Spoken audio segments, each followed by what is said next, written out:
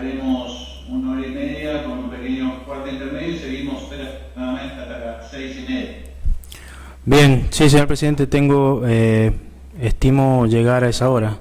Tengo toda la preparación de esta primera parte y lo que es el caso por caso, todavía no lo tengo impreso, esa es la realidad, pero de todas maneras voy a seguir con mi alegato hasta que ustedes entiendan que podemos pasar al cuarto intermedio.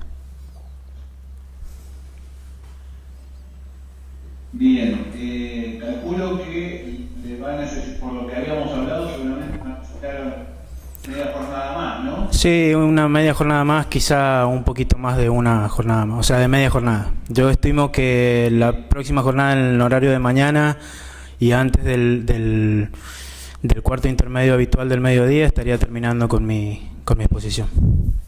Es que, en virtud, para respetar el esquema original que teníamos, hoy vamos a seguir aproximadamente entonces hasta la hora que dije, y el viernes haríamos una audiencia para que usted pueda terminar a la mañana, doctor, y el lunes seguiría la defensa de PIC. Bien, señor presidente, sí, está bien. Voy a tratar de acomodarme, señor presidente. Tengo una imposibilidad el viernes, pero bueno, voy a ver cómo lo soluciono. De todas maneras, sí me comprometo a la próxima audiencia terminar con mis alegatos. Señor presidente, va a tomar la palabra el señor fiscal. Buenas tardes, señor presidente. Estoy tomando conocimiento de la audiencia del viernes. La imposibilidad sería que el viernes tenemos fijada audiencia del tribunal colegiado acá en la jurisdicción también. Habría que ver ese calendario de audiencia, ver la imposibilidad de que algún miembro del Ministerio Público Fiscal esté presente. Bueno, no sé, ahora voy a poner a la secretaria a hablar cómo es la audiencia del viernes, pero para no alterar el esquema original de que tuviera todo el día la defensa de BIC, como se lo había prometido a los abogados, para que puedan alegar el día 17, tengan todo el día para alegar.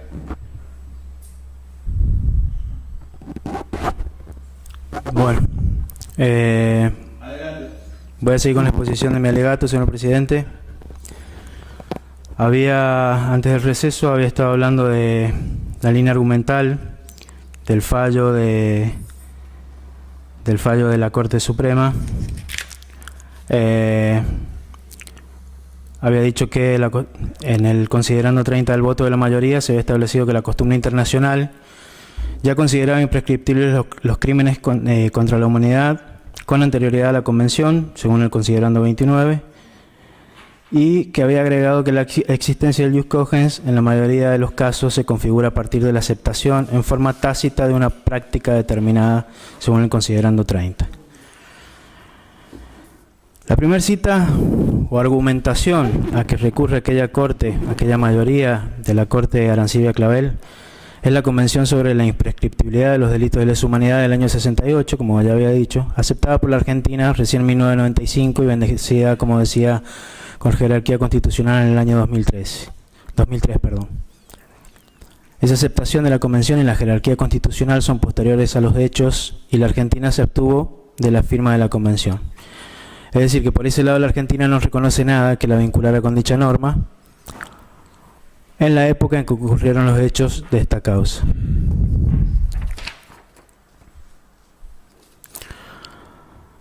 Ahora bien, decía, quien invoca una costumbre como fuente de derecho debe probarla. Es una afirmación cuya veracidad no me voy a poner a demostrar. Lo doy por entendido y sabido.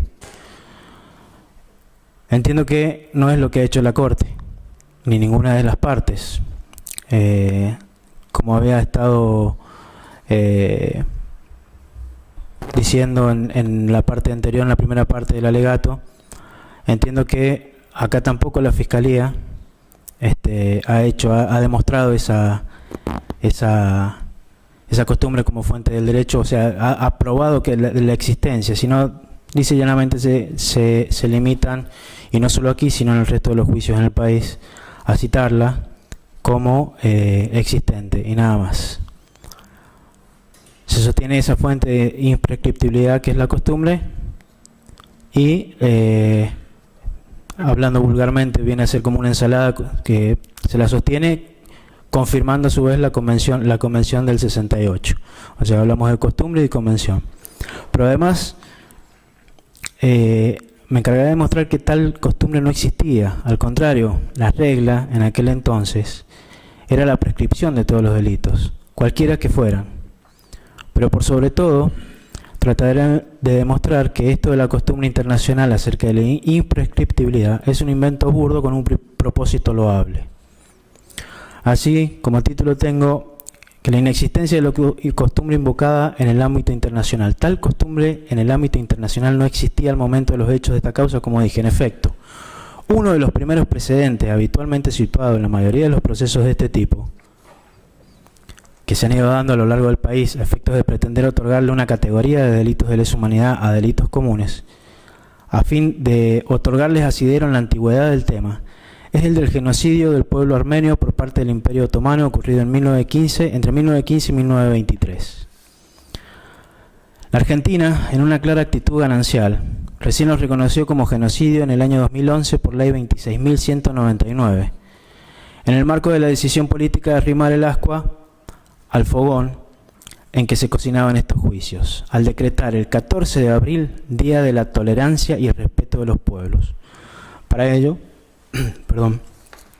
decía, adunó un fallo, el tan afamado juez Ollarvide, y no precisamente por su probidad, quien accedió a una acción declarativa de un descendiente de aquella masacre, nada preparado, por cierto.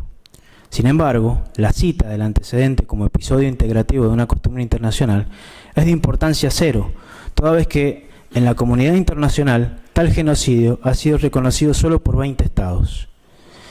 Al argumento con esta cita se le revierte pues el reconocimiento en el año 2011 del episodio acaecido hace casi 100 años. Esto no hace sino confirmar que a la época de los hechos de esta causa, hablemos 1976-1977, en virtud de lo ya expresado por las anteriores defensas respecto del año 1975, donde se dieron las causas Nibol y Capella. Parece que no considero estos hechos comprendidos en el año 75, porque estos no resisten análisis alguno al respecto, toda vez que no presenta siquiera alguno de los elementos típicos para ser considerados delitos de lesa humanidad. Y como decía, en este punto me voy a adherir a lo expresado específicamente por el doctor Rolando Lozano en la oportunidad de alegar por el señor Méndez Casariego. Decía que dicho reconocimiento en el año 2011 solo confirma que a la época de los hechos investigados comprendidos entre los años 76 y 77 no existía la norma consuetudinaria que se invoca. Y al mismo tiempo, esto desnuda la afectación constitucional al aplicar retroactivamente algo que, reitero, no era norma al momento de los hechos. Lo que sucede es que la práctica que integra la costumbre es la consideración del episodio, su reconocimiento, su declaración como actos reiterados o como reiteración de actos, no el episodio en sí, y ambos, como en el ejemplo, son de fechas y épocas muy diferentes. Lo que obliga es el reconocimiento del hecho. Ese es el acto que como elemento material de la costumbre, porque este es el fenómeno que genera el elemento psicológico de la costumbre, que es la conciencia de la obligatoriedad del comportamiento, y en el caso ocurre casi 100 años después de producido el genocidio. En todo caso, la práctica doméstica del reconocimiento como eslabón de esa reiteración se inicia con esa ley y ese fallo y todo ello. Todo esto ha ocurrido hace 100 años. 100 años después del genocidio y más de 30 años después de los hechos de la presente causa, casi 40. Ante esto cabe preguntarse, ¿quién sabía en Argentina de 1976 sobre el genocidio en Armenia? Tampoco Nuremberg es un acto integrativo de costumbre internacional. Debió decirse como corresponde al Estatuto de Londres y la Ley 10 del Consejo de Control de los Aliados para Alemania, firmada el 20 de diciembre de 1945 por los representantes militares de los Cuatro Fantásticos. En su artículo 2, inciso 5, dice que en cualquier juicio o acusación por un delito referido al acusado no tendrá derecho al beneficio de la prescripción. Pareciera que les da la razón a ellos, sin embargo no lo hace. lo que hace es establecer una excepción a la regla, a la costumbre, que era la prescripción. La costumbre era la prescripción y lo sigue siendo. En efecto, si hubiese habido en aquella época una costumbre obligatoria, como dicen que es, no se hubiese necesitado siquiera la previsión legislativa. Además, obsérvese que la imprescriptibilidad que establece la Ley 10 es de aplicación a los delitos cometidos por los nazis desde el 30 de enero de 1933 al 1 de julio de 1945. Y se la circunscribe a ese periodo del nazismo, no a cualquier delito de lesa humanidad, ni anterior ni posterior. Si se tratase de la aplicación a todos los delitos aberrantes y de lesa humanidad, no habría establecido ese acotamiento temporal. Además, el estatuto carece en absoluto de tipificación, al menos para hechos como los que nos ocupan en esta causa. A ello debe agregarse que los delitos en el estatuto están necesariamente vinculados a un contexto de guerra.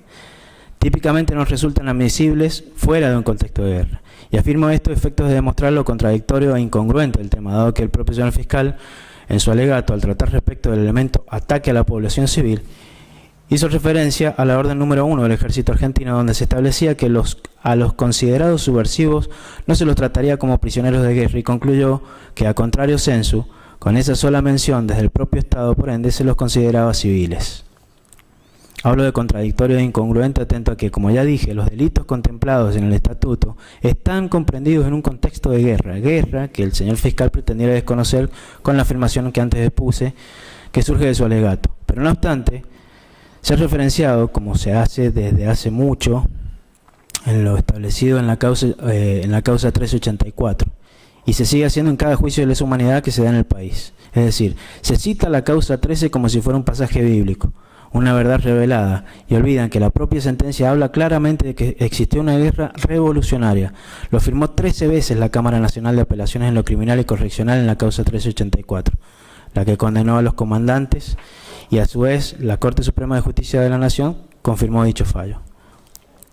Pero no solo esa Cámara lo dice, sino también está escrito en más de 600 libros editados después de 1983 por jefes e integrantes de las agrupaciones Montoneros, ERP y FARC, y lo ha afirmado hasta el propio Fidel Castro. Continuando con esta exposición, digo que Nuremberg, la Ley 10 del Consejo de Control, el Estatuto, son solo aplicables al nazismo y acotados al periodo comprendido entre los años 1933 al 45. De ningún modo tuvo pretensiones de ser aplicado a todos. Entonces, nos preguntamos, ¿qué clase de norma general y obligatoria puede extraerse de esta que está temporalmente acotada a un periodo y relativa a un contexto preciso, el contexto de guerra? Los aliados, Estados Unidos, Francia, Inglaterra, no lo hubiesen permitido. Rusia sí. Todo ha encontrado explicación en la Guerra Fría. La Ley 10, por otra parte, tuvo un periodo de vigencia corto, pues en 1949 surgieron la República Federal de Alemania y la República Democrática de Alemania. Y ya para el año 1958 los tribunales alemanes juzgaban con leyes alemanas.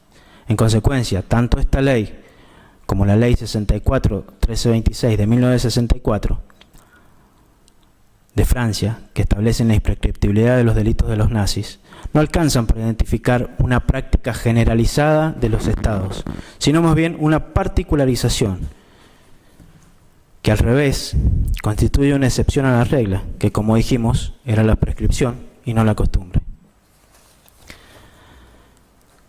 Tan así era que la regla era la prescripción en Alemania, que la imprescriptibilidad debió extenderse varias veces. En consecuencia, esta práctica estatal no dio origen a costumbre alguna en el sentido que pregona y no prueba la Corte. Es evidente que, de haber existido la referida costumbre internacional, se habría reconocido en 1966 en la Comisión de Derechos Humanos de la ONU, órgano encargado de la redacción del texto de la Convención de Imprescriptibilidad.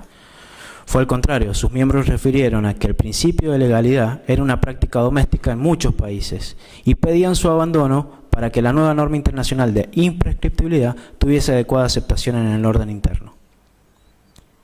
En las jurisdicciones nacionales los delitos prescribían, y eso fue lo que motivó el pedido de Polonia en 1965 que dio origen a la Convención. La costumbre, reitero, era justamente lo contrario a lo que dice y no prueba la Corte. Es más, esa Corte de Arancibia Clavel no señala un solo hito de lo que dice era una práctica pacífica y aceptada por la comunidad de los estados en su conjunto. Y esta es la parte que parece que se ignora, aunque entiendo que intencionalmente lo hacen todas las tesis de las acusaciones en estos juicios, en las distintas sentencias dictadas como precedente en el alegato del señor fiscal. En síntesis, quien pretende encontrar en la Convención del 68 el reconocimiento de la existencia de una norma de ius cogens acerca de la imprescriptibilidad retroactiva, ignora todo. Ignora el texto, el preámbulo, el contexto histórico, los fines loables y los subalternos de impunidad que se aseguraban los aliados. De ninguna manera los aliados pretendieron sentar un precedente con proyección de norma obligatoria de aplicación general, simplemente porque luego podría ser aplicada en contra de ellos. Entonces vuelvo a preguntarme, ¿de dónde surge esa certeza de que el Estatuto de Nuremberg es el reconocimiento o aceptación por la comunidad internacional de los estados de los crímenes de lesa humanidad? Si la mitad de los homicidas de poblaciones civiles quedaron fuera con sus crímenes y todo. ¿De qué generalidad se habla? Entiendo que a ellos se refieren a efectos de fundar la presunta generalidad como elemento integrante del concepto de delito de lesa humanidad. Entiendo que no tienen argumentos, que se buscan y no se encuentran, por lo cual encuentran lo más similar, lo más parecido, más o menos parecido, y a ellos se aferran. Y lo dicen y lo repiten y terminan creyéndoselo. Por ello, a todos quienes pretenden fundar la pretensión punitiva en el fallo Arancibia-Clavel, me animo a preguntarles, ¿cómo es posible que la mayoría de la Corte del fallo Arancibia-Clavel pueda afirmar, que desde el Estatuto de Nuremberg existe un reconocimiento pacífico de la generalidad, imperativo de una norma de ius cogens, si la norma de Nuremberg fue formalizada por una mitad de los homicidas, con la finalidad de enjuiciar a la otra mitad? Y peor aún, ¿realmente creen en su fuero íntimo lo que dijo la mayoría de la Corte en el fallo referido como para que lo citen una y otra vez? Sé que son interrogantes que se nos han presentado alguna vez a todas aquellas personas a quienes nos ha tocado intervenir en estos procesos desde el lugar que ocupa cada uno. Interrogantes que requieren respuestas sólidas y honestas, que con cierta expectativa espero se den en esta sentencia que a vuestras excelencias les toca dictar. Nadie aplicó el Estatuto de Nuremberg para otros casos que no fueran crímenes del nazismo. Los Cuatro Fantásticos, como me refería recién, lo hicieron para eso y no solo para Rusia. Después se pretendió extenderlos durante la Guerra Fría con la finalidad de fastidiar a Inglaterra por Dresde y a Estados Unidos por Hiroshima y Nagasaki. Ya hemos hablado que el Estatuto de Nuremberg tenía un perfil temporal que abarcaba del 1933 al 1945 y tipos indisolublemente unidos a un contexto de guerra que lo circunscribía a los crímenes del nazismo. En sentido contrario a la costumbre internacional que imagina la mayoría de Arancibia-Clavel, en febrero de 2013, la Corte Suprema de Justicia de la República Oriental del Uruguay, en la sentencia 20, causa identificada con las letras IUE 2-109-971/2011 Inres Hellman, el máximo tribunal uruguayo señaló con erudición: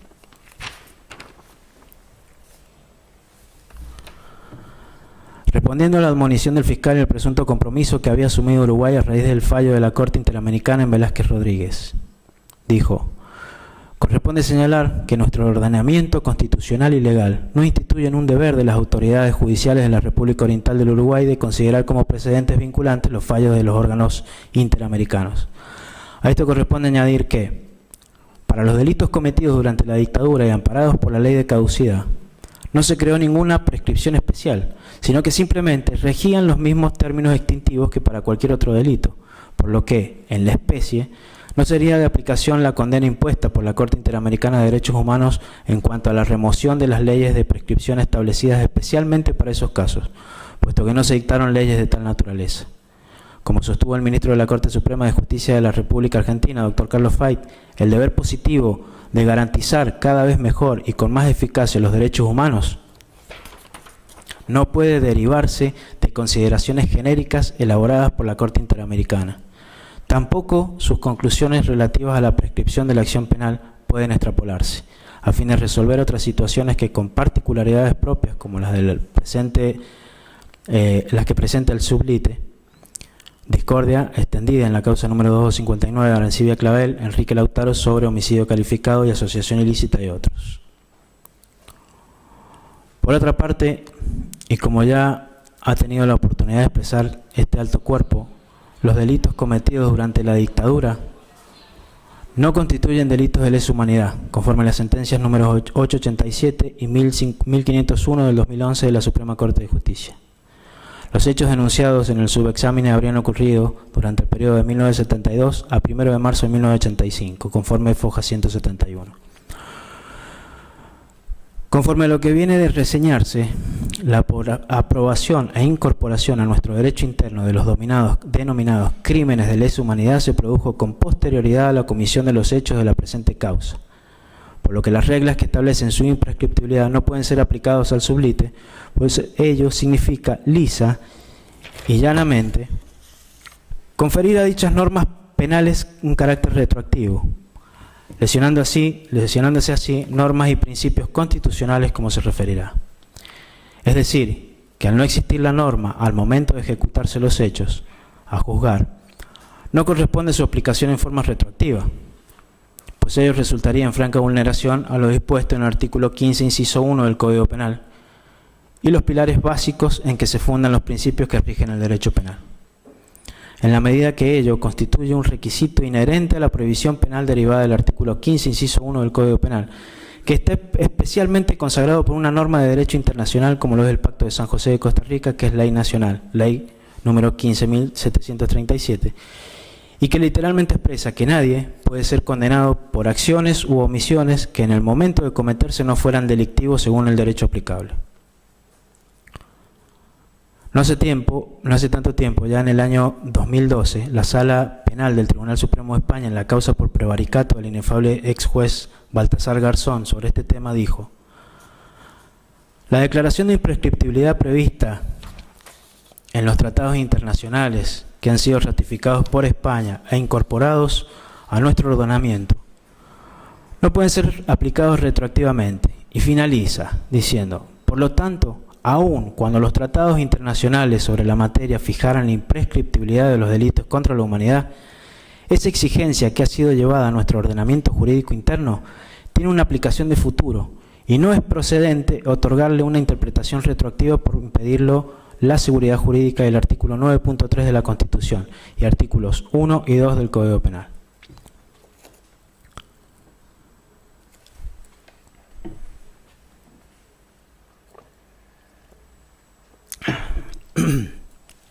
El proceso de generalización a tiempos de paz y de precisión de las figuras es muy posterior, de modo que no hay precedentes que señalaran en el derecho internacional que den la razón a quienes sostienen que antes de la época de los hechos de esta causa existía ya una norma consuetudinaria que consideraba estos hechos como crímenes de lesa humanidad y como tales imprescriptibles. De ningún modo. No pueden citar un solo caso y Nuremberg es el menos indicado. Se refieren a otra cosa, para otro contexto temporoespacial, pero no para esta causa. Es decir, que convencionalmente se trata de ir contra lo que era la costumbre y el derecho positivo de los estados, la prescripción vigente en cada uno de ellos. Esto es al revés de lo que dice la Corte, o sea, que había una costumbre, lo que como vemos es absolutamente falso. Confunde los deseos de algunos con la costumbre generalizada y vigente en las leyes domésticas. El fenómeno es exactamente al revés. A la costumbre internacional que se viene gestando por la imprescriptibilidad le antecede un origen convencional, pues antes del inicio de las conversaciones para redactar la Convención sobre la imprescriptibilidad no había una práctica estatal generalizada, tampoco había tratados que promoviesen la imprescriptibilidad, ni opinión juris relevantes. Nada de esto ha sido citado por la Corte en el fallo Arencibia Clavel, ni siquiera tampoco por la acusación en este proceso. Y tampoco tampoco la había acá en la Argentina, al contrario, al revés. Vamos a los ejemplos. El Tratado de Montevideo del 26 de diciembre de 1933 entre los países de América, en su artículo 3 dice que el Estado requerido no estará obligado a conceder la extradición cuando esté prescripta la acción penal. El artículo 5 del Estado requirente dice que debe acompañar, entre otros documentos, copia de las leyes referentes a la prescripción de la acción o de la pena. Este tratado revela que la imprescriptibilidad, lejos de ser una costumbre, sería una excepción. Y decíamos, sería, porque no hay siquiera mención de ello en alguna parte del texto. La Argentina, por su parte, mantenía a la época de los hechos una posición de intransigencia frente a la imprescriptibilidad y su aplicación retroactiva, defendiendo el principio de legalidad con raigambre constitucional. En efecto, el 3 de diciembre de 1973, la Asamblea General de la ONU adoptó la Resolución 3074 sobre principios de cooperación internacional en la identificación, detención y castigo de los culpables de crímenes de guerra o de crímenes de lesa humanidad. Allí se estableció que esos crímenes, donde quiera y cualquiera que sea la fecha en que se hayan cometido, serán objeto de una investigación y las personas contra las que existen pruebas de culpabilidad en la comisión de tales crímenes serán buscadas, detenidas, enjuiciadas y, en su caso de ser declaradas culpables, castigadas. Empero, el representante de la delegación argentina se opuso a esa redacción, pues el texto podría interpretarse en el sentido de que se exige a los estados que adopten una legislación retroactiva. Es por ello que la Argentina se abstuvo en el momento de la votación, conforme a documentos oficiales 2187, sesión plenaria del 3 de diciembre de 1973, New York, página 4. Como se ve, la Argentina ha mantenido un comportamiento inalterado de rigurosa sujeción al principio de legalidad e irretroactividad. En Arancibia Clavel se reconoce que la regla es la prescripción de las acciones penales y la excepción los delitos de lesa humanidad. Pero en contradicción flagrante, dice que es una excepción para darle luego la categoría de norma consuetudinaria de jus cogens, un engendro ininteligible. Otro tanto ocurre con el preámbulo de la Convención sobre Imprescriptibilidad del año 1968 que no firmamos, como argentinos. En él se señala la necesidad del establecimiento de una regla convencional suscitada en la preocupación en la opinión pública por la aplicación a los crímenes de guerra y lesa humanidad de las normas de derecho interno relativas a la prescripción. Es decir, que la costumbre vigente era la prescripción. Veamos otros ejemplos. En el derecho doméstico nacional, que respaldan esto, de que la costumbre que invoca la Corte es pura imaginación. Si la categoría crímenes de lesa humanidad y su consecuente imprescriptibilidad fuera preexistente a la década del 70 y de jus cogens, no se explica por qué no se imputó en ese carácter en la causa 1384 de la Cámara Federal de la Capital Federal. Tampoco se explica por qué no fue invocada por el Congreso de la Nación al sancionar la Ley 23040 que anuló la Ley de Amnistía.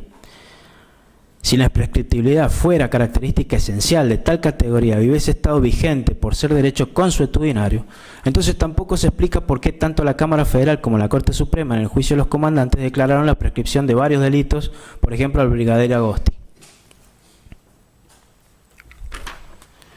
Por último, y esto es realmente revelador, durante la Convención Constituyente del año 1994, la convencional María Zunilda Lucero, convencional por San Luis, propuso que en el artículo 75, inciso 22, se incluyera el siguiente texto. Dice: en relación a los tratados internacionales de derechos humanos, los delitos de lesa humanidad no podrán ser objeto de indulto, conmutación de penas ni amnistías. Las acciones a su respecto serán imprescriptibles. Como sabemos, esta iniciativa fue rechazada por los convencionales. Esta situación particular nos hace reflexionar. Por esto de que los constituyentes del 94 rechazaron la iniciativa de la convencional puntana de declarar imprescriptibles estos delitos de lesa humanidad, uno podría llegar a pensar que quienes ocuparon aquellos importantísimos cargos del lado de la señora Lucero podrían llegar a tener una cierta vinculación con el sector que hoy resulta enjuiciado. Por ello, a efectos de preparar concienzudamente este alegato, decidí interiorizarme por sus identidades y me encontré con que quien aparece por la Capital Federal es el convencional Eugenio Zaffaroni, por el Frente Grande. También aparece Juan Carlos Maqueda,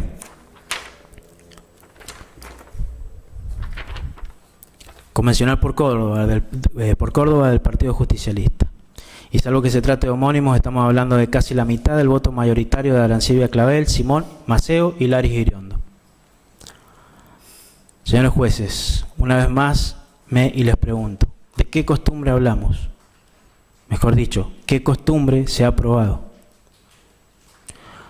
La Convención del 68 no es norma de jus cogens. Además, y esto es lo verdaderamente importante, De la Convención sobre Imprescriptibilidad interpretada conforme a la Convención de Viena sobre el derecho de los tratados, no puede en modo alguno extraerse una norma de ius cogens que consista en la aplicación retroactiva de la imprescriptibilidad de los crímenes de lesa humanidad. Por el contrario, podemos decir, sin temor a equivocarnos, que la Convención sobre Imprescriptibilidad de los delitos de lesa humanidad, a la que remite Arancibia Clavel, y es agitada aquí por los acusadores, es no más ni menos que un rotundo fracaso, y su invocación un verdadero sofisma por la falsedad de una de sus premisas. Paso a explicarme. El artículo 9 de la Convención de Viena sobre el derecho de los tratados dice que, salvo que se fije lo contrario, el tratado de que se trate debe alcanzar un consenso de al menos el 66% de los votos de los estados presentes y habilitados para el caso de tratarse una conferencia internacional, o de lo contrario, se requiere consentimiento de la totalidad de los estados. Esto es aquello que referíamos antes en el sentido de que para consagrar una norma consuetudinaria de origen convencional se debía reparar en las adhesiones y ratificaciones. Pues bien, al menos hay que alcanzar el 66% solo como para que se considere adoptado. Esta Convención de Viena sobre el derecho de los tratados sí es firmada por la Argentina, rápidamente aprobada y depositada el instrumento en el año 1972. La Convención sobre la Imprescriptibilidad de los delitos de lesa humanidad ha tenido la suerte que dicen estos números. Sobre un total de 126 estados habilitados, 58 votaron a favor, 7 lo hicieron en contra, 25 directamente no votaron y 36 se abstuvieron, entre ellos la Argentina. Es decir, no fue apoyada por la mayoría de 68 estados. Lo que vino después es emblemático también. Dice, abierta la firma en noviembre de 1968 y pese a las diferentes invitaciones de la Asamblea General para que los estados adhieran a la referida convención, a marzo del año 2012, sobre un total de 193 miembros de las Naciones Unidas habilitados se registraron solamente 9 firmas y 53 ratificaciones. Es decir, que ratificaron 5 estados menos que los que la votaron. En 30 años el número de adhesiones decreció. En la actualidad, acuerdan con el texto de dicha convención el 27,46% del total de los estados que integran las Naciones Unidas. Es lamentable, pero como consagración de ius cogens no sirve.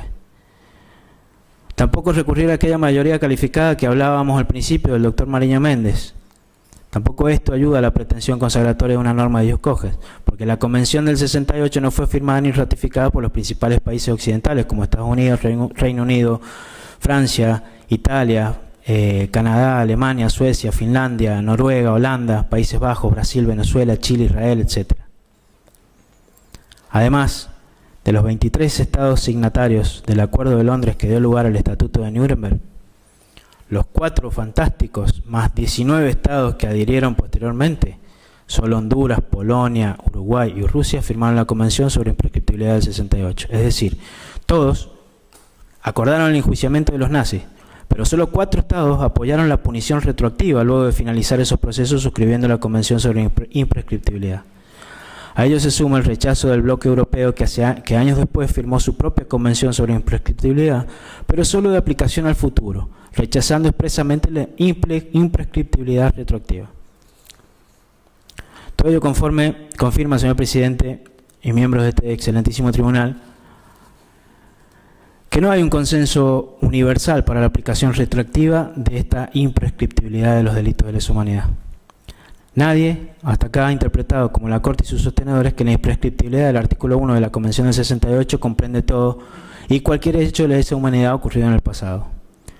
La Convención de Viena sobre el derecho de los tratados dice que los tratados deben interpretarse de buena fe, teniendo en cuenta fundamentalmente, en primer lugar, el texto y en segundo lugar, el preámbulo. En cuanto al texto, como dijimos recién, la expresa remisión que hace el Estatuto de Nuremberg huelga todo comentario. Pero si eso no fuese bastante, todo el preámbulo hace referencia a los crímenes del nazismo y el apartheid. Estas son las 2 cuestiones que ocupan y preocupan a los convencionales.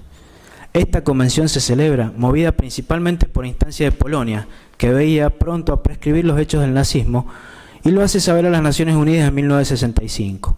Al mismo tiempo preocupaba a Polonia un resurgimiento de propaganda en favor del nazismo. En esos mismos años, la sensibilidad estaba a flor de piel con el apartheid. Ese es el contexto histórico a tomar en cuenta al formular la exégesis de la Convención del 68. La Convención de Viena sobre el derecho de los tratados también dice que los tratados deben ser interpretados tomando en cuenta el contexto histórico, y por ello esta mención. Es un grave error histórico remitir al Estatuto de Nuremberg los antecedentes más inmediatos de los orígenes de los delitos de lesa humanidad. Todo el proceso repugna los estándares básicos de un juicio garantista.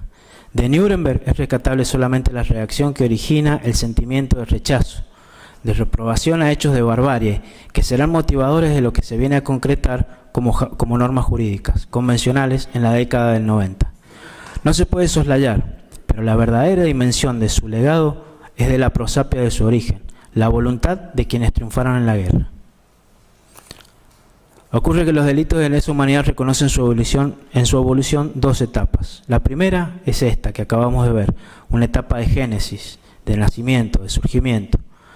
El principio está básicamente fundada en un principio de elaboración conceptual y siempre vinculados estos delitos a un contexto de guerra, sin tipificación alguna y en cuanto a la imprescriptibilidad circunscripta al Estatuto de Nuremberg.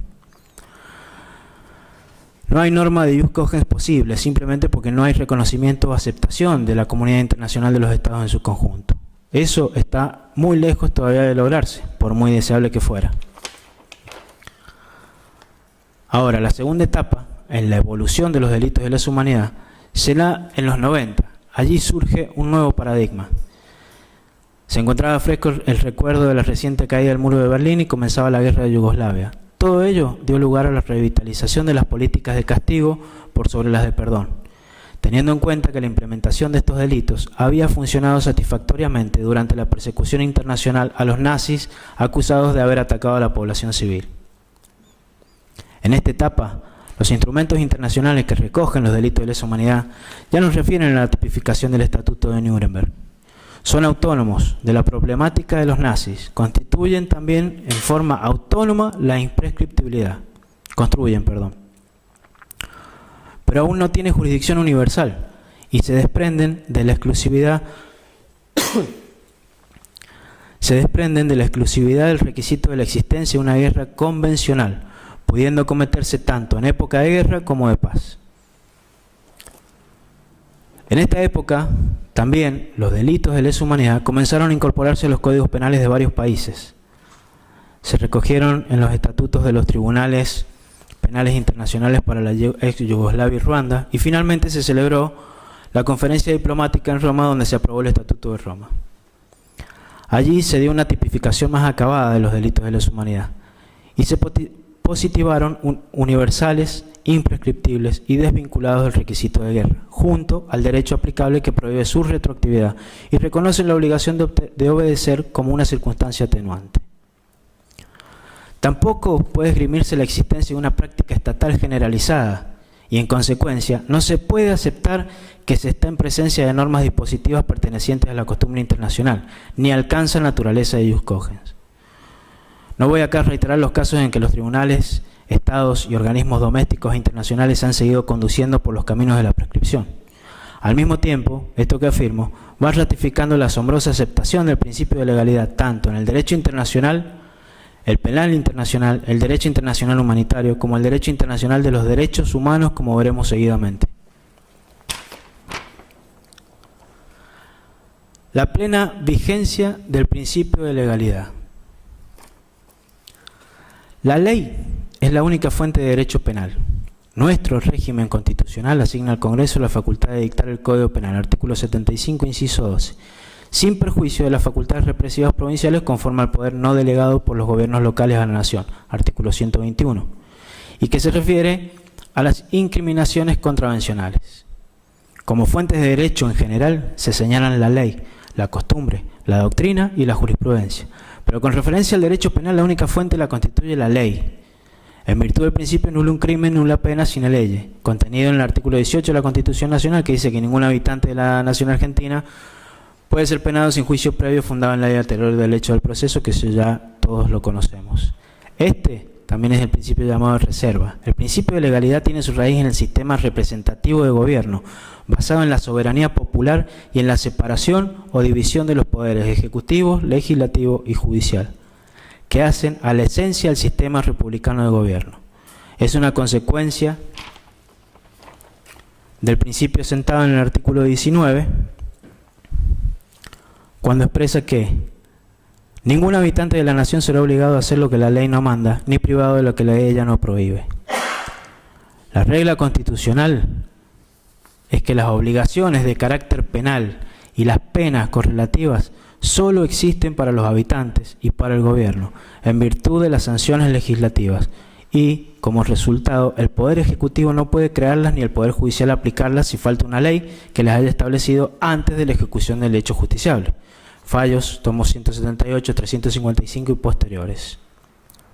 El principio rige tanto para los delitos de derecho penal común como para las contravenciones y los delitos previstos por leyes especiales. De lo que antecede surge implícito que el principio de legalidad se cumple solo a través de la ley formal y material, o sea, la norma jurídica sancionada por el Congreso de la Nación siguiendo el trámite ordinario de sanción de las leyes.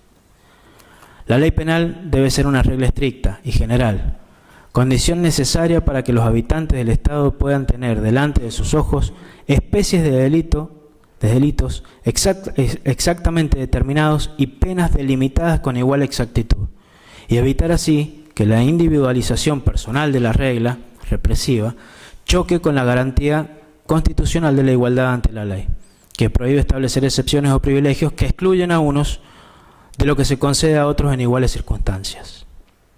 Según Núñez, Tratado de Derecho Penal, tomo 1, página 95. Consecuencia del principio de reserva penal es que la punibilidad de los hechos que la ley no castiga queda reservada como esfera de inmunidad frente al poder represivo del Estado. La costumbre no es fuente del derecho internacional.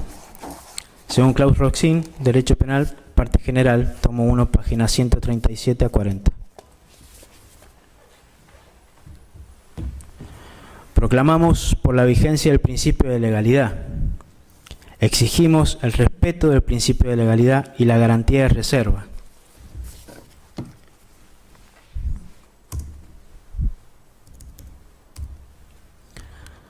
El principio de legalidad ha sido recogido en diversos pactos, convenciones y declaraciones y otros instrumentos internacionales, como se puede ver en la siguiente enumeración cronológica.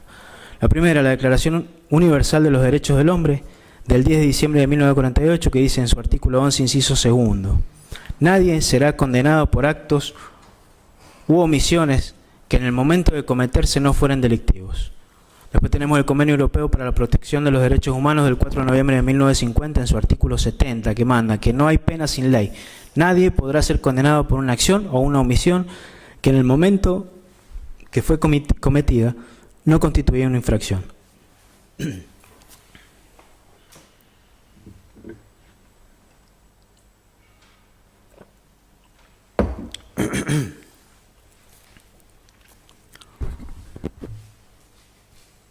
El Pacto Internacional de Derechos Civiles y Políticos, del 16 de noviembre del 66. En su artículo 15 dice que nadie será condenado por actos o omisiones que en el momento de cometerse no fueran delictivos. Este instrumento tiene una particularidad, porque tiene dos incisos que parecen decir lo mismo, pero el inciso segundo contiene un giro a partir del cual los que sustentan esto de la existencia de aquella norma de jus cogens constitutiva del tipo penal que nos ocupa, creen encontrar una razón más. La actitud de la Argentina frente a esa norma nos releva de cualquier duda. En efecto, la Argentina, al depositar el instrumento de ratificación, presentó la siguiente declaración interpretativa. El gobierno de la Argentina manifiesta que la aplicación del apartado segundo del artículo 15 del Pacto Internacional de Derechos Civiles y Políticos deberá estar sujeta al principio establecido en el artículo 18 de la Constitución Nacional Argentina. Después tenemos el Pacto de San José de Costa Rica del 22 de noviembre del 69, que en el artículo 9 dice que nadie puede ser condenado por acciones o omisiones que en el momento de cometerse no fueran delictivos según el derecho aplicable. La Argentina, al momento de depositar el instrumento, el 5 de septiembre de 1984, ya que había el Congreso aprobado el Pacto por Ley 3054 el 1 de marzo del mismo año, hizo la reserva de que si bien reconocía la competencia de la Comisión Interamericana de Derechos Humanos y de la Corte Interamericana de Derechos Humanos, las obligaciones emergentes solo tendrían efecto con relación a aquellos hechos acaecidos con posterioridad a la ratificación del mencionado instrumento. Por lo tanto, cuando nos quieren aplicar Barrios Altos o Velázquez Rodríguez como jurisprudencia obligatoria, supongo yo que por desinformación nos reparan en esta reserva que no es más que la enésima vez que la Argentina deja constancia de su apego y respeto al principio de reserva. No es desinformación, es decididamente usar el argumento de mala fe, porque ya el voto del Dr. Fait en Arancibia Clavel lo dejaba bien claro.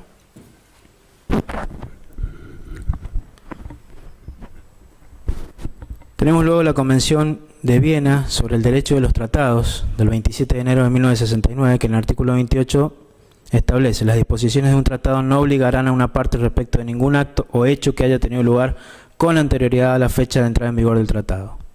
Luego hace lo mismo, hace su parte la Convención Europea de Imprescriptibilidad de los Crímenes de Lesa Humanidad y Crímenes de Guerra, el 24 de enero del 74, que en su artículo 2 dispone: el presente convenio se aplica a delitos cometidos después de su entrada en vigor respecto del Estado contratante interesado y a los delitos cometidos de dicha entrada si todavía no ha expirado el plazo de prescripción.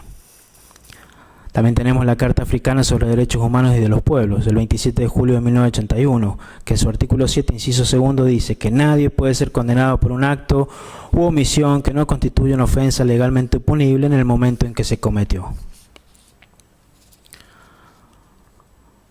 La Convención de Viena sobre el Derecho de los Tratados celebrados entre los Estados y organizaciones internacionales del 29 de marzo del 86, que todavía no entra en vigor, también preserva el principio de legalidad y dice en el artículo 4, la Convención esta solo se aplicará a los tratados de esa índole que sean celebrados después de la entrada en vigor de la presente Convención con respecto a esos estados y esas organizaciones. Después tenemos el Estatuto de Roma del 17 de julio del 98, en el artículo 22 establece el principio nullum crimen sine lege y tiene 3 incisos que omiten honor a la brevedad. El artículo 23, nulla pena sine lege, y el 24, y retroactividad relaciones personas.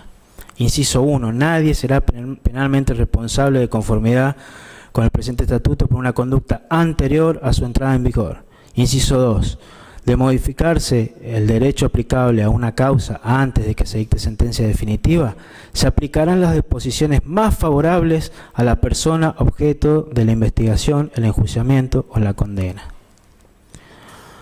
La Carta de los Derechos Fundamentales de la Unión Europea del 18 de diciembre del 2000, en su artículo 49, tiene 3 incisos, todos dedicados también al principio de legalidad. Voy a hablar solamente de parte del primero. Y dice que nadie podrá ser condenado por una acción o una omisión que, en el momento en que haya sido cometida, no constituye una infracción según el derecho interno o el derecho internacional. En el derecho internacional humanitario tenemos algunos protocolos, como el Tercer Convenio de Ginebra, del 12 de agosto del 49, que dice que ningún prisionero de guerra podrá ser juzgado ni condenado por un acto que no esté prohibido por la legislación de la potencia detenedora o en el derecho internacional en vigor en el momento en que haya cometido el acto. El Cuarto Convenio de Ginebra, del 12 de agosto del 49, dice que los tribunales solo podrán aplicar las disposiciones leales anteriores a la infracción y conforme a los principios generales del derecho. El protocolo primero, en su artículo 75, aprobado por Ley 23.379 del 10 de junio del 77, dice: nadie será acusado por actos u omisiones que no fueran delictivos según el derecho internacional o nacional que le fuera aplicado en el momento de cometerse.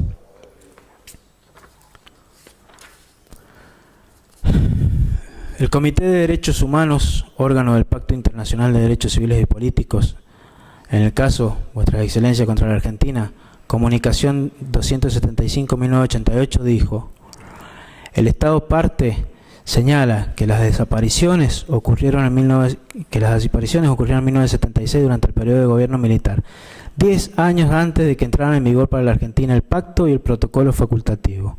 En el 4.2 dice: con respecto a la aplicación temporal del pacto y el protocolo facultativo, el Estado parte declara que la regla general para todas las normas jurídicas es la no retroactividad. En la esfera concreta del derecho de los tratados, una nacional firmemente establecida lleva a la misma conclusión.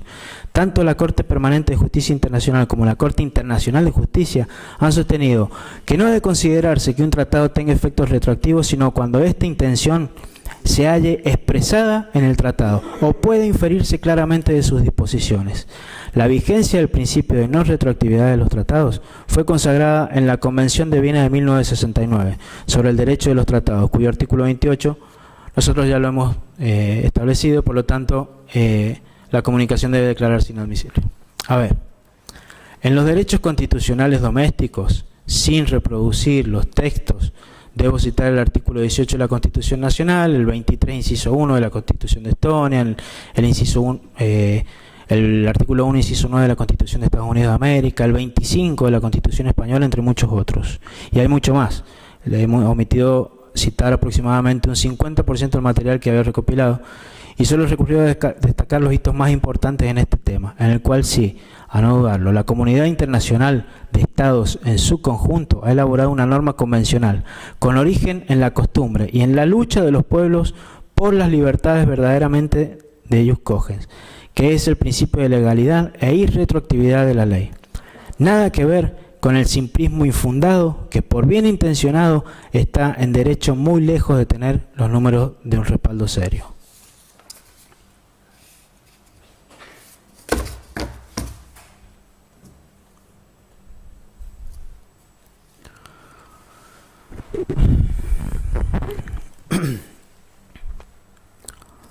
Hemos visto a lo largo de esta parte inicial de estos alegatos que este proceso no sería posible sin Arancibia Clavel, y a su crítica recurrimos una y otra vez durante todo el discurso. Entre los principales argumentos, la Corte Suprema de Justicia de la Nación sostiene la validez de la Convención de Imprescriptibilidad de 1968 y refiere que, por ser una norma de ius cogens, habilita el derecho penal retroactivo en el derecho interno. Es cierto que usa un circunloquio, ese subterfugio, esa falacia de decir que en realidad no se fuerza el principio de legalidad porque había ya una costumbre que el tratado solo confirma. Pero digamos las cosas como son. Está aplicando el tratado retroactivamente porque no prueba qué costumbre está invocando. Sin embargo, aunque la imprescriptibilidad se considera norma de ius cogens, el texto de la Convención, en particular su artículo primero, no son normas consuetudinarias internacionales ni alcanzan naturaleza de ius cogens. Todo lo contrario, en razón del rechazo de la comunidad internacional, debe afirmarse que la norma de ius cogens es la no aplicabilidad retroactiva del derecho penal. Es decir, la plena validez del principio nullum crimen sine lege, nulla pena sine lege. Esta afirmación la sustenta, se sustenta, y la baja ratificación en la Convención de Imprescriptibilidad, según el criterio sentado por la Corte Internacional de Justicia en la sentencia de las plataformas del Mar del Norte, que antes fueran citados. La oposición de 7 estados al texto de la Convención en el momento de la votación, el rechazo de los países europeos, inciso 5 de la recomendación 549 del Consejo de Europa, y el texto de la Convención Europea de Imprescriptibilidad que reconoce el principio de legalidad de la Convención de la ONU. Consecuentemente, la expresión "los siguientes crímenes son imprescriptibles", cualquiera sea la fecha en que se hayan cometido, el artículo 1 no alcanza los presupuestos para ser considerada costumbre internacional conforme al artículo 38 de la Corte Internacional de Justicia. El artículo 53 de la Convención de Viena sobre el derecho de los tratados. Por todo ello, no cumple con las condiciones necesarias para ser considerada una norma de derecho internacional consuetudinario. Se debe tener en cuenta, en sentido contrario, que existe una notable adhesión al principio de legalidad en diferentes tratados y convenciones internacionales.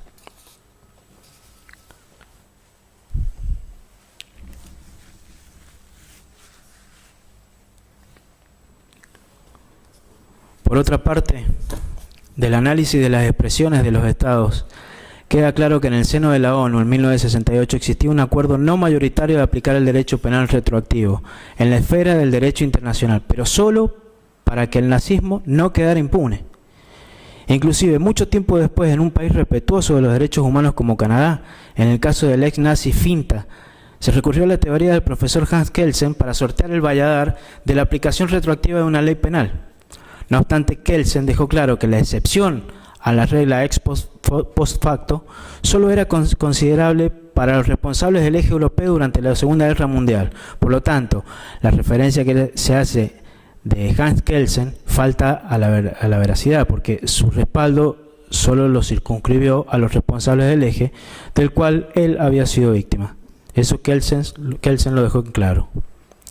La Convención de Imprescriptibilidad, de acuerdo a la Convención de Viena sobre el Derecho de los Tratados, es susceptible de ser considerada nula por la existencia de una norma posterior en la misma materia con apoyo mayoritario de los estados que la reemplaza y se opone a su carácter retroactivo, el Estatuto de Roma. También porque dicha convención se opone a una norma de jus cogens, que es el principio de legalidad, reconocido como norma de derechos humanos y por tal circunstancia, según la jurisprudencia de la Corte Interamericana de Derechos Humanos y de la Corte Suprema de Justicia de la Nación, es norma de jus cogens. Además, por el artículo 30.4.a de la Convención de Viena sobre el Derecho de los Tratados, queda invalidada la posibilidad de aplicar retroactivamente la imprescriptibilidad.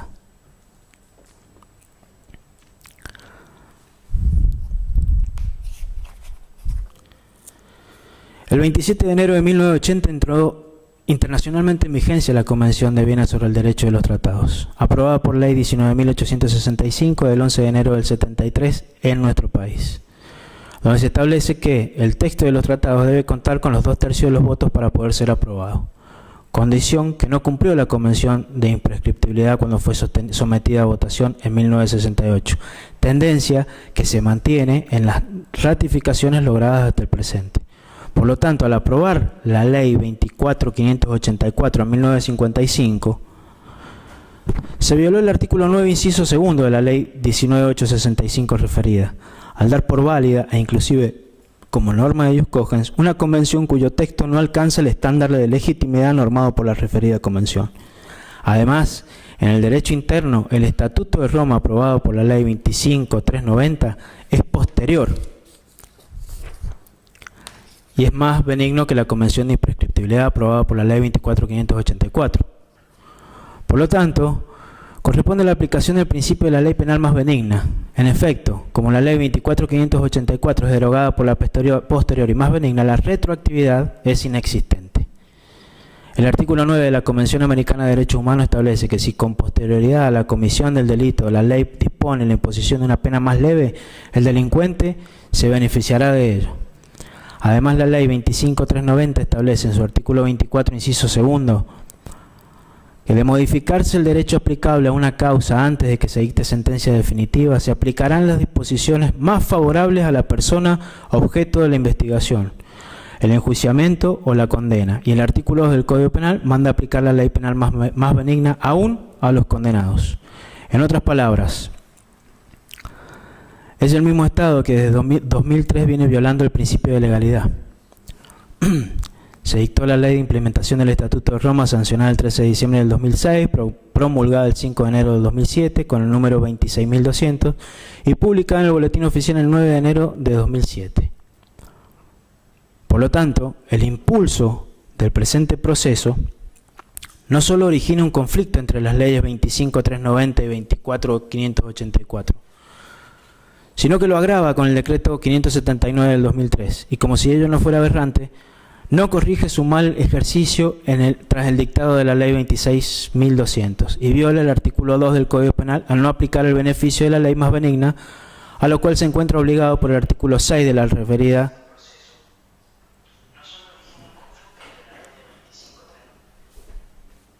una grabación.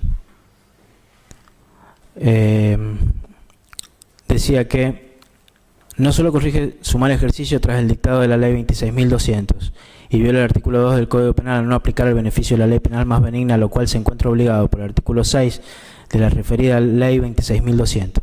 El artículo 11, inciso 2 de la Declaración Universal de los Derechos Humanos, entre otras normas de jus cogens. La Convención de Viena sobre el Derecho de los Tratados expresa en su texto que para interpretar de buena fe un tratado, primero se debe considerar el texto del mismo. En ese sentido, la Convención de Imprescriptibilidad en su artículo 4 establece que las medidas para evitar la prescripción de los crímenes internacionales deben tomarse con arreglo a los procedimientos constitucionales, aunque obliga a reformar el derecho interno, no lo reemplaza. Por lo tanto, en el mejor de los casos, se debió incorporar la tipificación de los delitos internacionales del Estatuto de Nuremberg mediante una ley de implementación y evitar la prescripción de este tipo de delitos en el futuro, ya que por imperio del artículo 18 de la Constitución no se admite la retroactividad. En cuanto al Estatuto de Nuremberg, aún no se encuentra incorporado debidamente al derecho interno.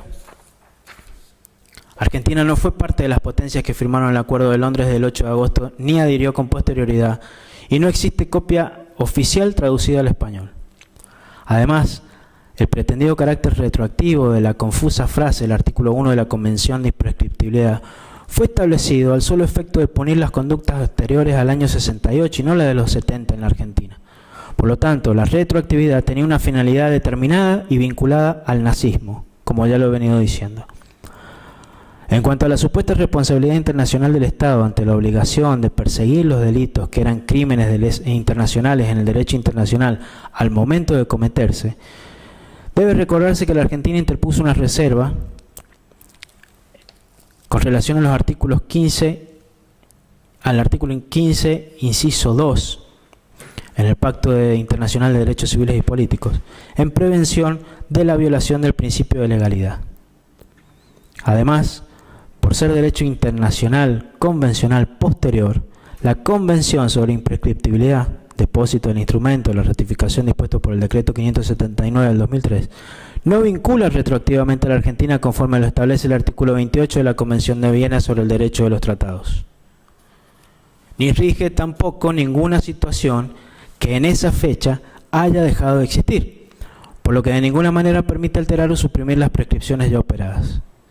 Con relación a la obligación de los jueces internacionales ante el principio de legalidad, es claro que aquellos que participaron en los procesos de Nuremberg no tenían al respecto obligación positiva alguna, y el hecho de tratarse de una jurisdicción internacional los eximía de las obligaciones contraídas convencionalmente entre los Estados.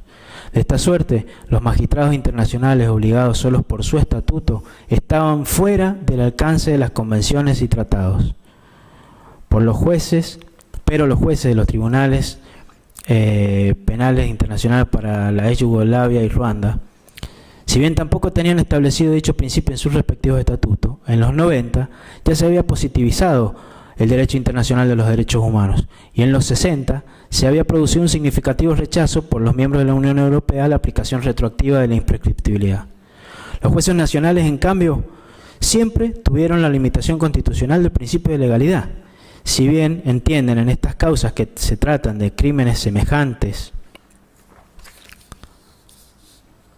los crímenes internacionales no pueden para violarlo esgrimir las prerrogativas primigenias de los jueces penales internacionales de Nuremberg, cuando tal principio no los obligaba positivamente, en particular porque con el Estatuto de Roma este principio quedó definitivamente establecido en el derecho penal internacional.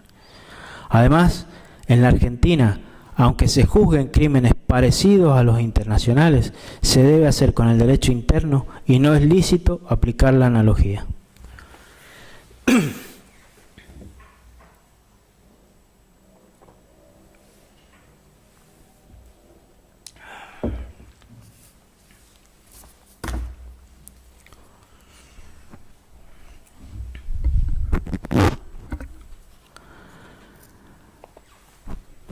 La imprescriptibilidad de los delitos de lesa humanidad como norma de ius cogens podría afirmarse que adquiere esa condición recién con el Estatuto de Roma,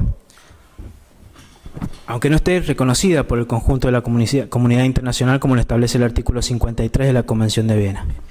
El Estatuto de Roma, como se ha visto, es posterior a los hechos de autos y prohíbe su aplicación retroactiva. Además, la categoría de crímenes contra la humanidad tuvo origen convencional y no consuetudinario. Aunque existían ciertas menciones a los crímenes contra la población civil, no alcanzan para referir una costumbre formadora de una regla de derecho internacional.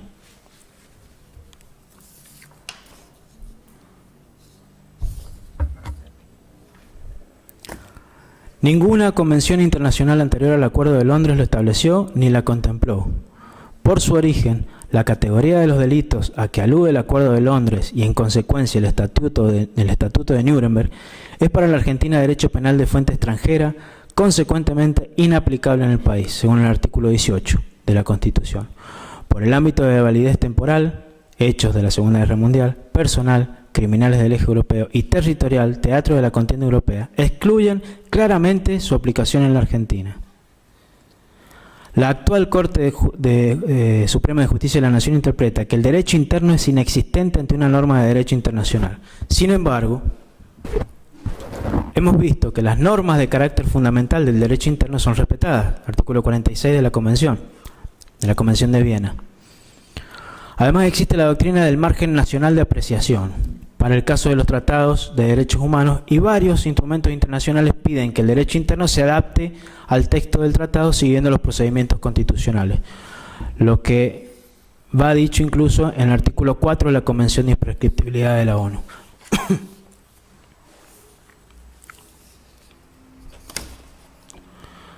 La jurisdicción de la Convención de Imprescriptibilidad se ata a la establecida por el Estatuto de Nuremberg, consecuentemente no es de aplicación universal, sino para los crímenes nazis del eje. Ello lo ratificó la Casación francesa con sus sentencias. Con relación a la entrada en vigor de la Convención, el artículo 24, inciso 3 de la Convención de Viena sobre Derecho de los Tratados, establece que cuando el consentimiento de un Estado en obligarse por un tratado se haga constar en una fecha posterior a la entrada en vigor de dicho tratado, éste entrará en vigor con relación a ese Estado en dicha fecha, a menos que el tratado disponga otra cosa. En ese sentido, el artículo 8, inciso 2 de la Convención de Imprescriptibilidad dice: para cada Estado que ratifique la presente Convención o se adhiera a ella después de haber sido depositado el 10º instrumento de ratificación o de adhesión, la Convención entrará en vigor al 90º día siguiente a la fecha en que el Estado haya depositado su instrumento de ratificación o de adhesión. En consecuencia, dicha convención entró en vigor el 24 de noviembre del 2003, conforme al telegrama del secretario de la ONU dirigido al Estado argentino.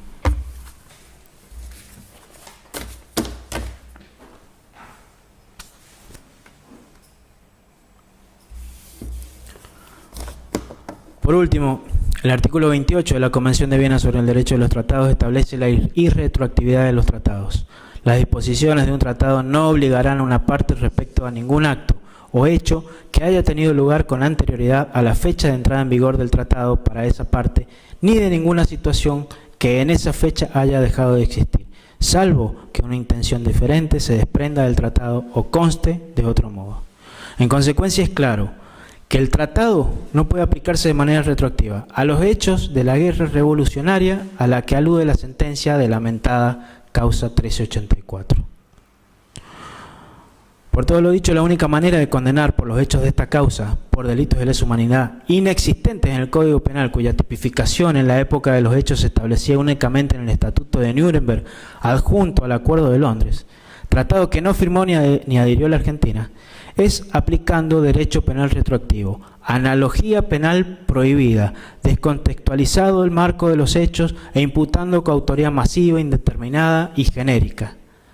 En síntesis, violándose de modo flagrante el derecho aplicable, el debido proceso y los derechos humanos de los imputados.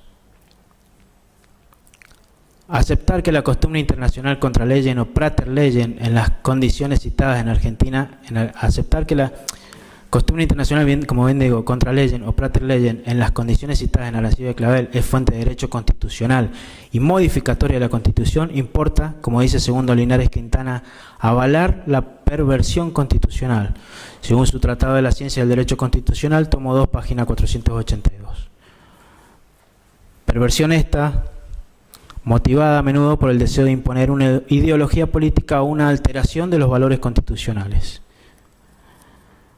Bien destaca Carl Friedrich, dice que esto no se debe a que las violaciones sean el resultado de una interpretación incorrecta o de una mala interpretación, sino a que tanto la perversión como la violación de una norma constituyen un desafío a su pretendida universalidad, constituyen excepciones, y todas las excepciones debilitan a una norma.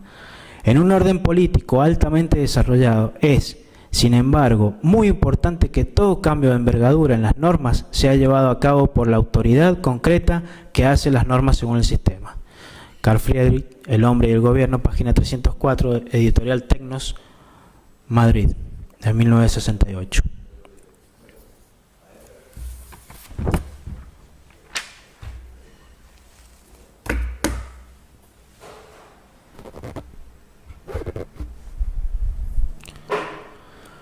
Que en el caso de las normas constitucionales no es el juez ni la costumbre internacional.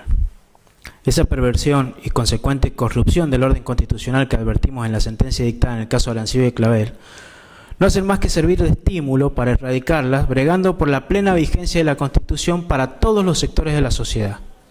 Es que, al margen de varias cuestiones jurídicas y fácticas que contienen los votos de los jueces que conformaron la mayoría en el precedente citado, cuyo análisis superaría holgadamente el objeto de este alegato, como bien enseña el maestro Linares Quintana, estamos profundamente convencidos de que el apartamiento de la norma constitucional de manera alguna pueda significar la derrota del gobierno de las leyes, así como la comisión de delitos no comporta el fracaso del Código Penal.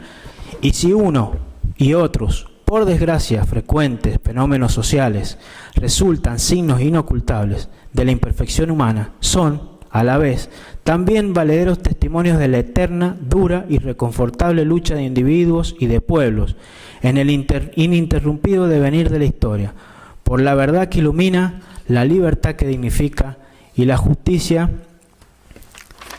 que da a cada uno lo suyo.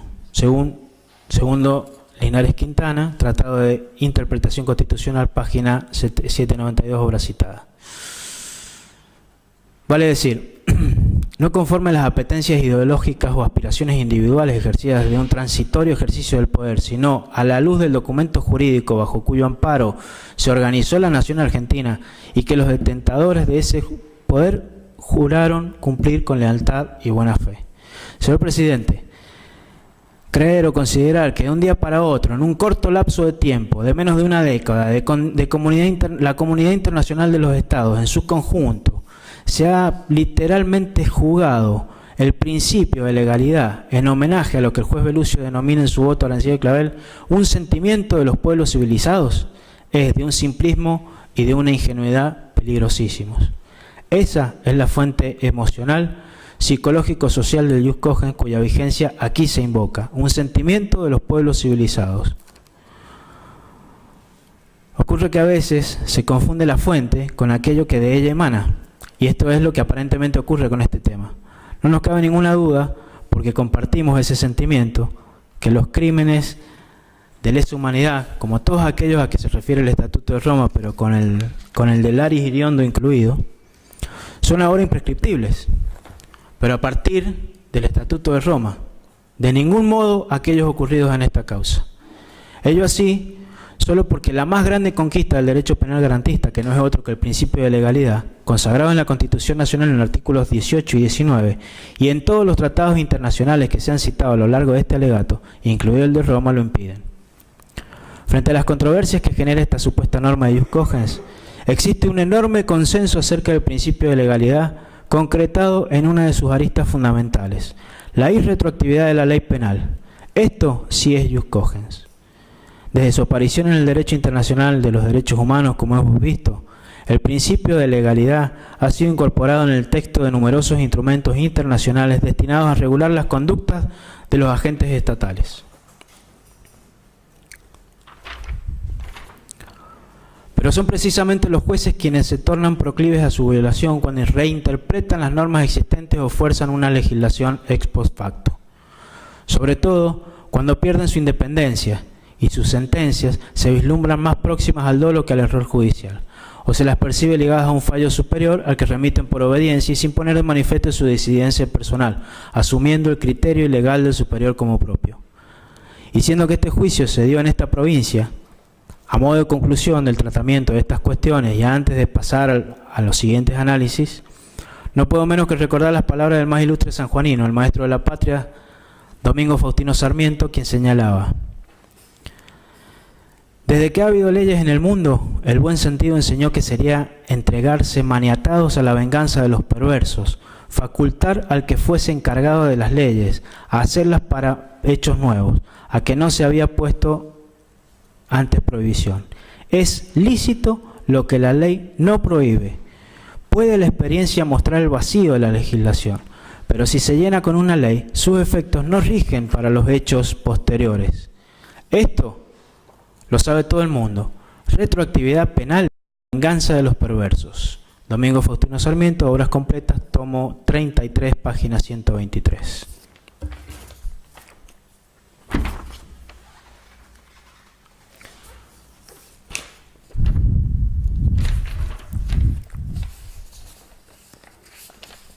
Señor presidente, he finalizado con el tratamiento de lo que había anunciado al principio, que es lo relativo a las normas de Ius Cogens.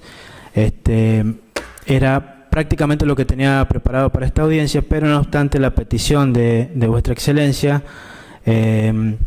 voy a continuar con los siguientes planteos a partir de, directamente desde acá de mi computadora, porque como le decía recién, no estaba contemplado que la audiencia se diera con la celeridad que se dio. Entonces entendía que aproximadamente 109 fojas, que han sido las que sobre las que he hablado, iba a agotar el tiempo suficiente para la audiencia de hoy.